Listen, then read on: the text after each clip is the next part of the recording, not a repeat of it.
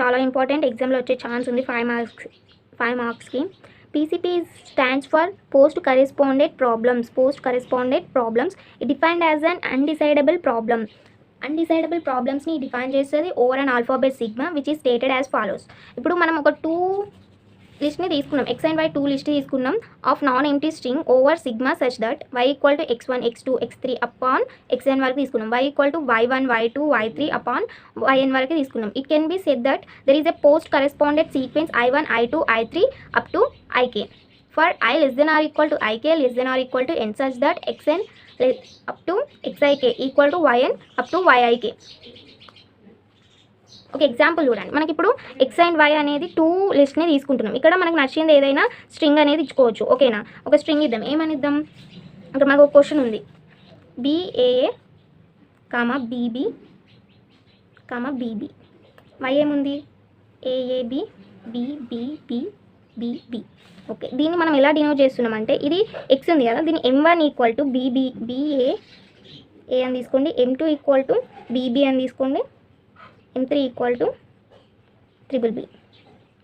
Next దీన్ని N1 అనుకోండి, N1 equal to AAB, N2 equal to BBB, N3 equal to BB. తీసుకున్నాక మనకు ఇక్కడ సీక్వెన్స్ అనేది ఏం కావాలంటే M1 M2 M3 తీసుకున్నామా, సేమ్ ఇక్కడ కూడా ఇక్కడ 1 వచ్చింది కాబట్టి ఇక్కడ కూడా N1 అని రావాలి, ఇక్కడ 2 వచ్చింది కాబట్టి ఇక్కడ కూడా 2 రావాలి, అండ్ ఈ స్ట్రింగ్ అనేది ఈక్వల్గా ఉండాలి, సేమ్ ఉండాలి. ఓకేనా, ఇప్పుడు M2 తీసుకున్నాం, M2 తీసుకుంటే మనకి ఏముంది, BB ఉంది.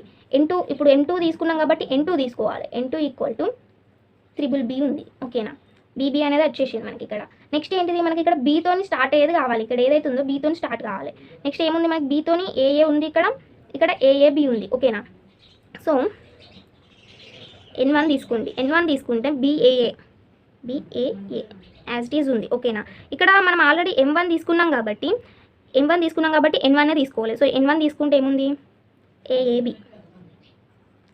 నెక్స్ట్ మనకు మిగిలింది ఏంటిది, M3. ఇక్కడ B ఉంది కాబట్టి బీతో స్టార్ట్ కావాలి, M3 BB. ఇక్కడ M3 తీసుకున్నాం కాబట్టి మనం ఇక్కడ ఏం తీసుకోవాలి, ఇక్కడ 3 వచ్చే నెంబరే తీసుకోవాలి, అంటే N3 తీసుకోవాలి. N3 equal to BB. Okay, same as it is string మనకి ఇక్కడ పైన ఏది వచ్చిందో కింద కూడా అదే వచ్చింది. దీని సీక్వెన్స్ ఏమవుతుంది అంటే 2 1 3 అనేది దీని సీక్వెన్స్ అవుతుంది. So I equal to 2, J equal to 1 and K equal to 3 అవుతుంది. ఇది మనం ఏంటిది, ఇది అన్డిసైడబుల్. ఇప్పుడు ఏమవుతుంది, the string in X are equal to the corresponding string in Y. ఈక్వల్గా ఉన్నాయి, M2 M1 M3 N2 N1 N3. The solution is I equal to 2, J equal to 1 and K equal to 3. Here I, J, K are refers to the string sequence.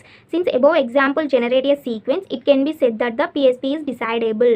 Undecidable కి కూడా మనకి ఇక్కడ ఒక question ఉంది, ఎక్స్లో వైలో మనం స్ట్రింగ్ని generate చేసినాం, మరి సీక్వెన్స్ అనేది ఎట్లా చూసినా మనకి ఒక సీక్వెన్స్ అనేది వస్తలేదు, దీనిలాగా ఇవి ఈక్వల్ అవుతలేవు. So this PCP is undecidability. And importance of PCP, it is used to show the given problem is undecidable. ఇచ్చిన ప్రాబ్లమ్ని అన్డిసైడబుల్ అని షో చేయడానికి ఇది యూజ్ చేస్తాం, and it is similar to halting problem.